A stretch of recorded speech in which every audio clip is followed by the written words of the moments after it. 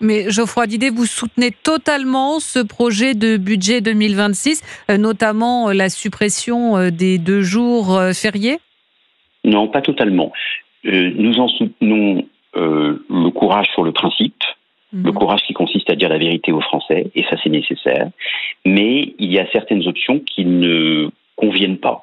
Par exemple, nous voudrions que l'effort soit demandé d'abord à ceux qui ne travaillent pas, et c'est-à-dire ceux qui ne cotisent pas, ceux qui ne contribuent pas à l'effort public.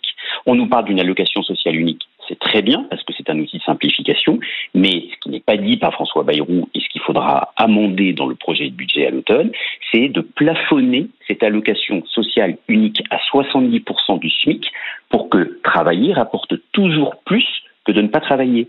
Par exemple, la suppression des jours fériés, ok, pourquoi pas sur le principe, si ça avait vraiment un sens, mais ça va désavantager ceux qui travaillent déjà et qui vont devoir travailler gratuitement, 2 jours de plus dans l'année, alors que ceux qui ne travaillent pas et qui vivent de la dépense sociale, pour eux, c'est les jours fériés toute l'année. Et puis, il aurait fallu, par exemple, donner un sens à cette suppression des jours fériés.